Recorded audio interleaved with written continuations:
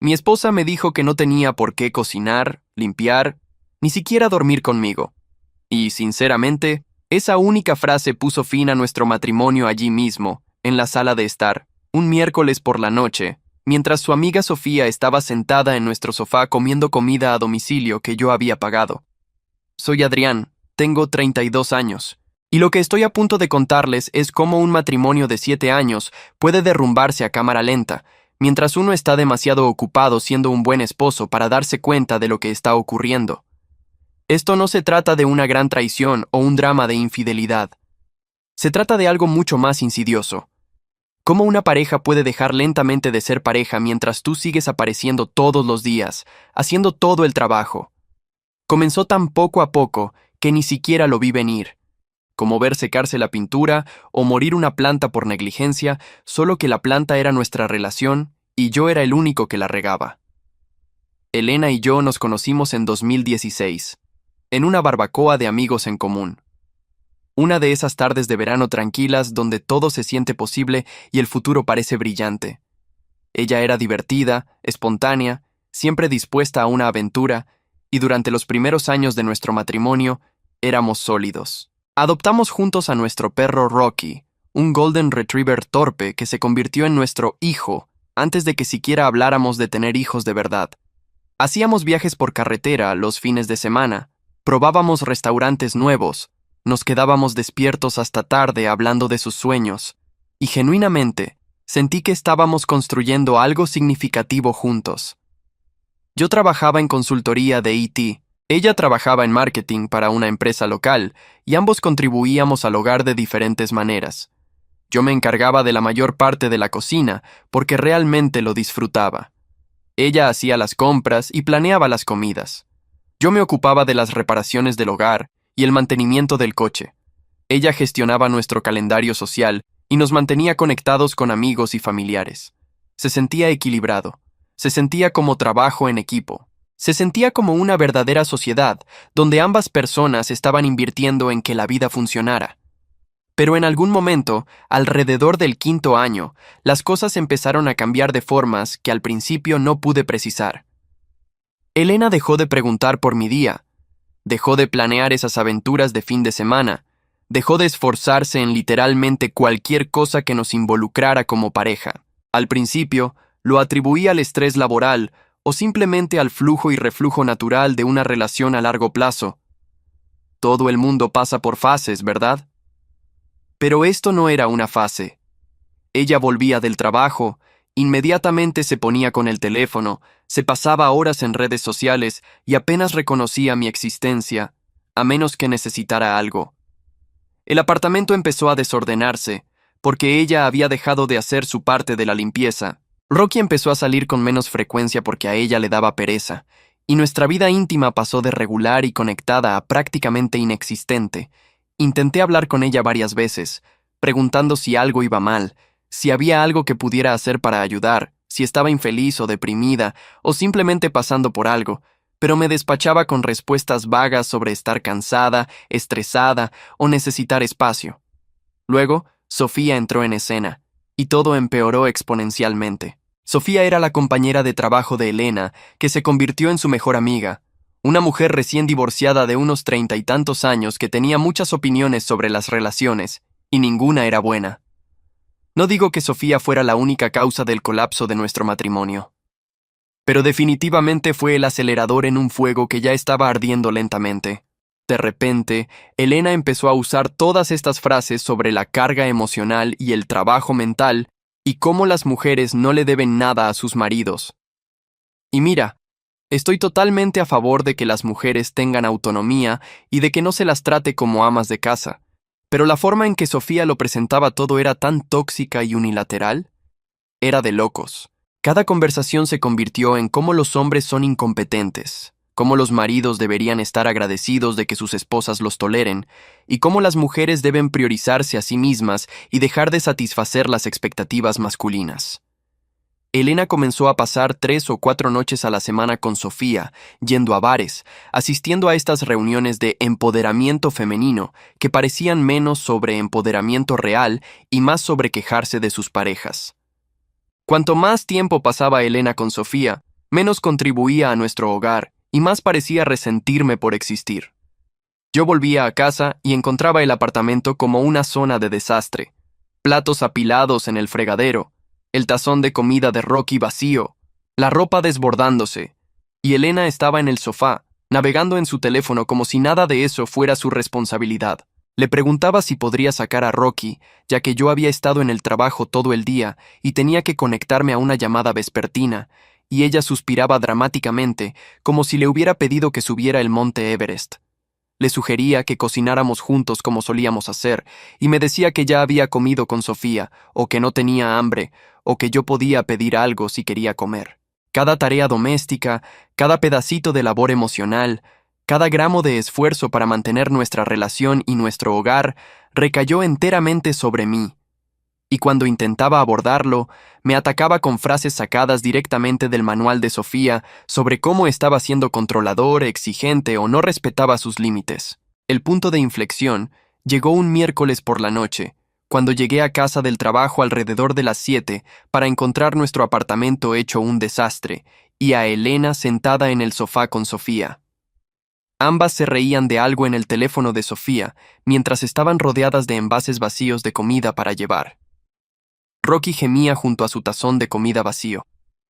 Había ropa esparcida por el suelo.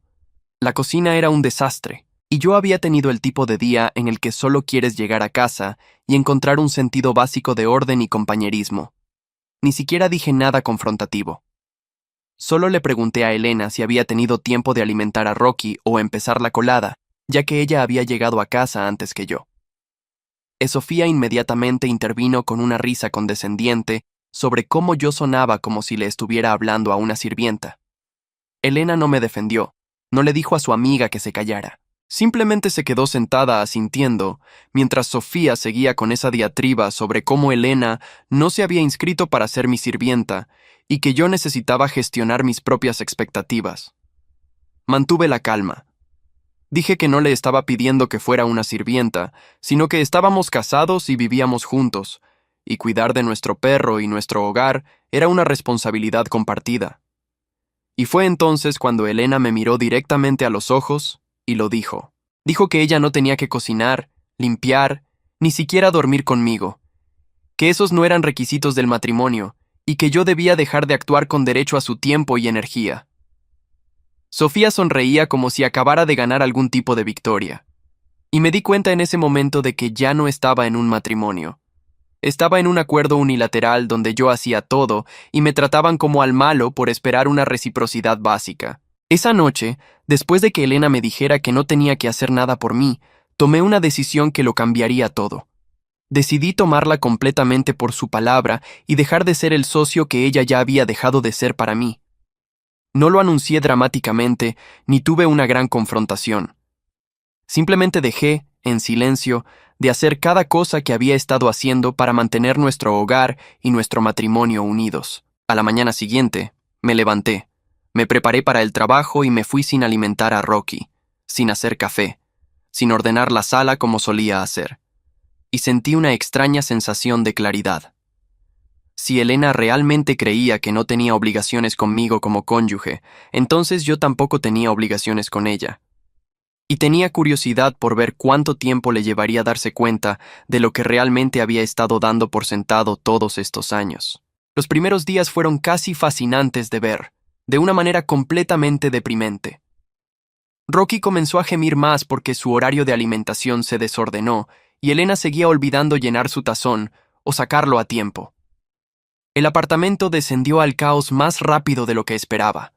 Los platos se apilaron hasta que literalmente no quedó ni un plato limpio. La basura se desbordó porque dejé de sacarla. La ropa se acumuló en montones porque dejé de lavar las cargas que incluían su ropa. Nuestro lavabo del baño comenzó a drenar lentamente y luego dejó de drenar por completo. Uno de esos molestos atascos que normalmente habría arreglado en 10 minutos con un desatascador y un poco de limpiador, pero lo dejé.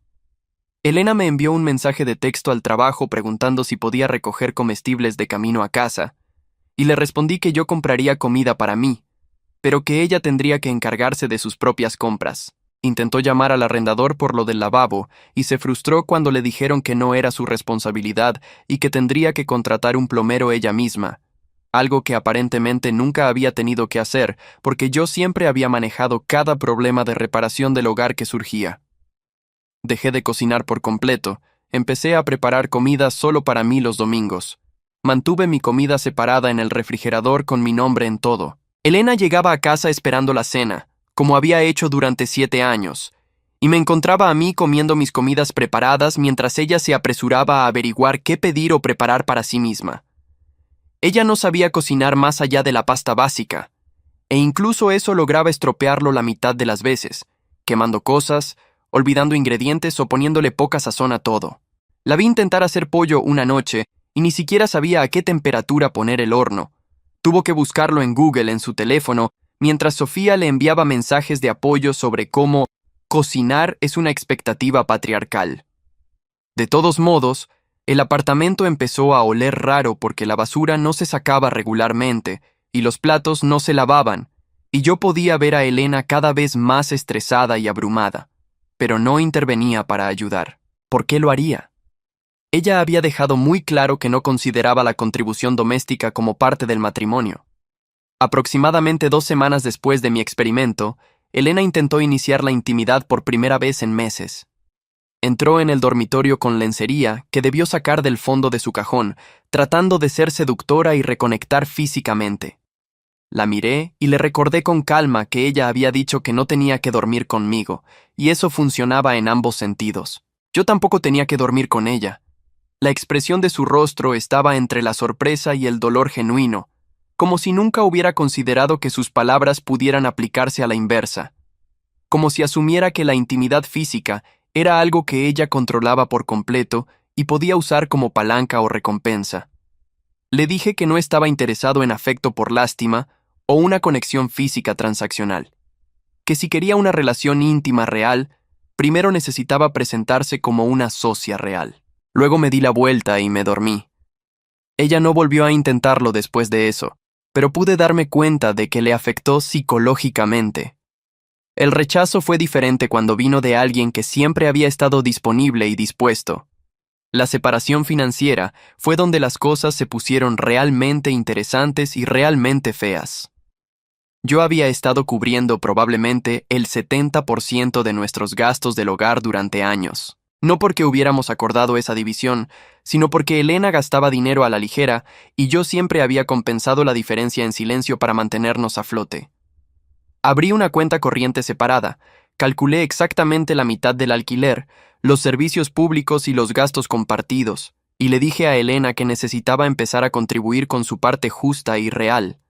Ella se sorprendió al ver los números. Genuinamente parecía no tener idea de cuánto había estado subsidiando yo su estilo de vida. Todas las cenas fuera con Sofía, las compras en línea y los servicios de suscripción que yo había estado pagando mientras ella gastaba su cheque de pago en lo que quisiera. Cancelé su acceso a mis tarjetas de crédito, la eliminé de mis cuentas de streaming, dejé de pagar el seguro de su coche y su factura de teléfono. Le dije que era una adulta con un trabajo y que podía manejar sus propias responsabilidades financieras. Elena entró en pánico cuando se dio cuenta de que en realidad no podía permitirse su estilo de vida actual solo con sus ingresos. Comenzó a quejarse de que yo estaba siendo cruel, mezquino y financieramente abusivo, lanzando términos que claramente había aprendido de Sofía sin entender lo que realmente significaban. Señalé que esperar que tu cónyuge subsidie tu vida mientras no contribuyes con nada a cambio se acerca más al abuso financiero que pedirle a alguien que pague su parte justa. Y ella no tuvo respuesta para eso. Tuvo que reducir sus noches de fiesta con Sofía, tuvo que cancelar algunas de sus cajas de suscripción, tuvo que mirar su cuenta bancaria y presupuestar como una adulta responsable, y odió cada segundo de ello. Sofía seguía diciéndole que yo estaba siendo controlador y que debería dejarme, pero Sofía tampoco se ofrecía a ayudar a pagar las facturas de Elena. Es curioso cómo funciona eso. Alrededor de la 3ª semana, Elena cambió completamente de táctica y comenzó a intentar recuperarme a través de una repentina amabilidad y esfuerzo. Intentaba cocinar la cena para los dos y era un desastre. Intentaba limpiar el apartamento, pero solo hacía un trabajo superficial que no abordaba los problemas reales.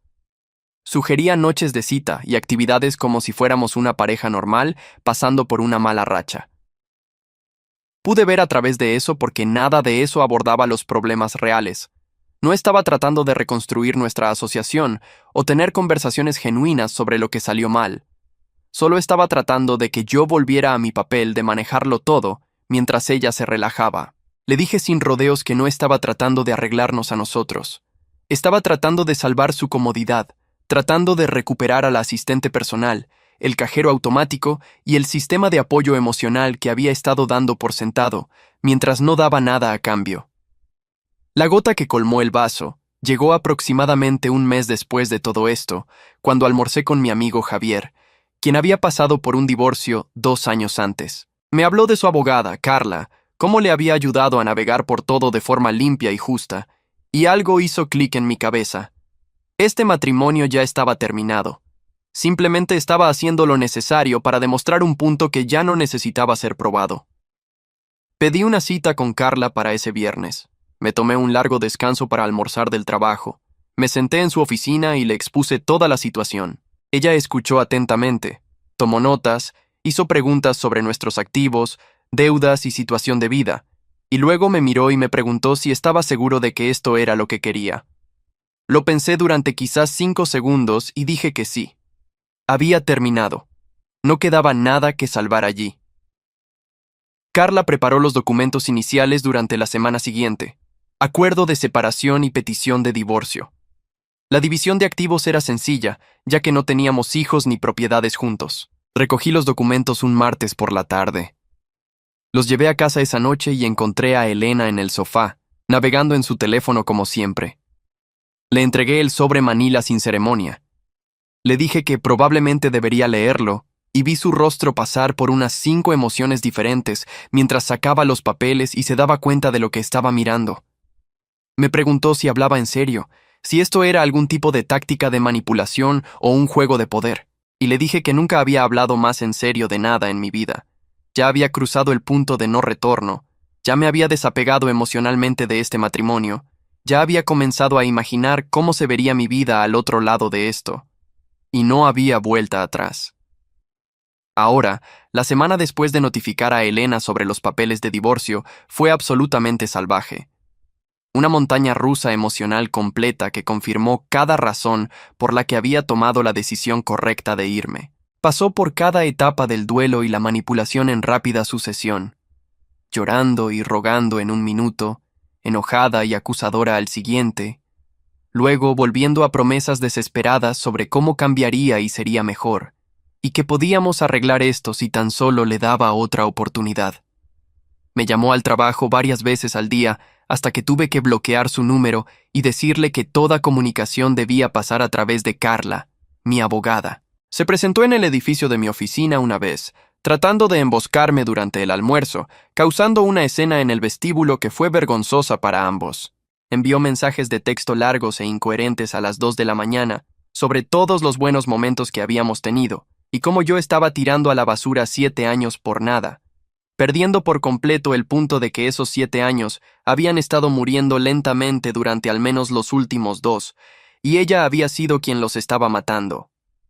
Lo que realmente me afectó fue cómo Elena seguía insistiendo en que cambiaría, que finalmente entendía lo que había hecho mal, que sería la pareja que yo necesitaba si tan solo retiraba los papeles de divorcio y le daba una oportunidad más. Pero aquí está la cuestión de las promesas hechas bajo presión. No son un cambio real, son solo respuestas de pánico de alguien que está perdiendo algo que dio por sentado. Le dije, a través de Carla, que tal vez ella cambiaría. Tal vez toda esta experiencia sería una llamada de atención que la convertiría en una mejor persona y una mejor pareja. Pero esa transformación no iba a suceder conmigo, y yo no iba a quedarme para averiguarlo. Había pasado años tratando de comunicar lo que necesitaba. Años siendo paciente y complaciente y esperando que las cosas mejoraran. Y ella había ignorado todo hasta que las consecuencias se volvieron reales. Eso no es amor. Eso es solo miedo a perder la conveniencia y la comodidad. La situación con Sofía se derrumbó de la manera más predecible posible, aproximadamente 2 semanas después de comenzar el proceso de divorcio.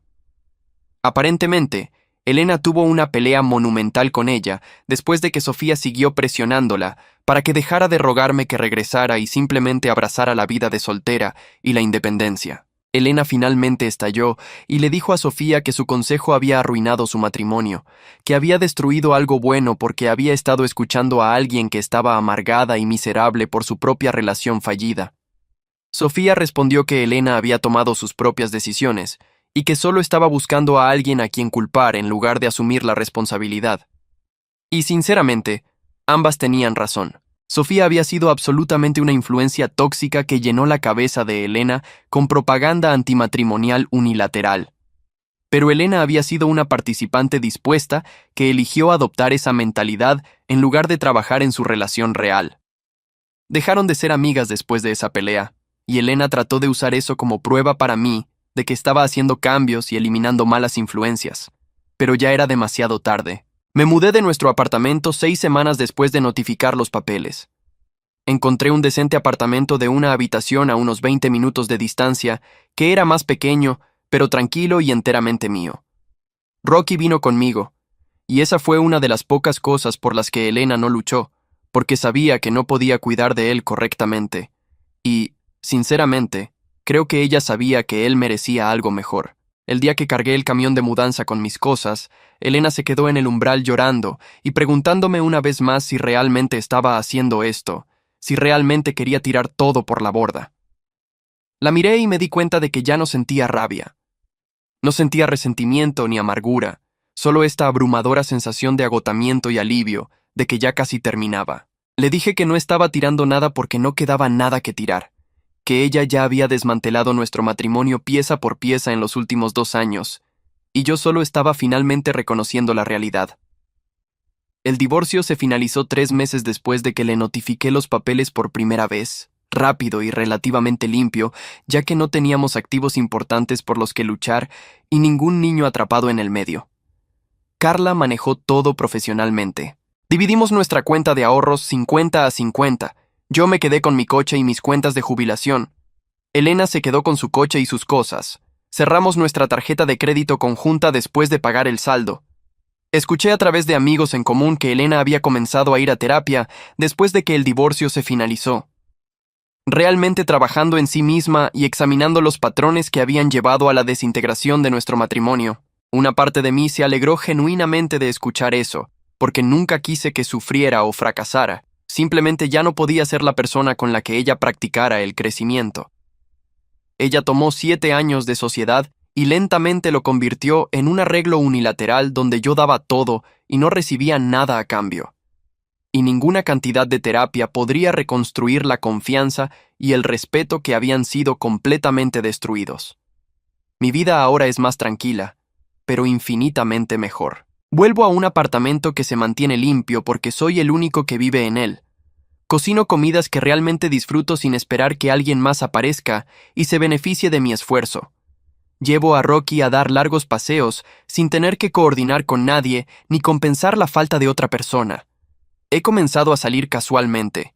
Nada serio todavía, pero no tengo prisa. Simplemente disfruto de conversaciones con mujeres que realmente contribuyen y son recíprocas, y que ven la sociedad como una calle de doble sentido.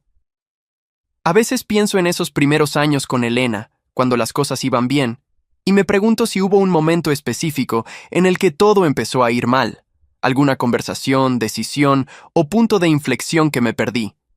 Pero en su mayoría, he aceptado que algunas personas cambian de maneras que las hacen incompatibles con quien eres. Y a veces lo más amable que puedes hacer por ambos es alejarte.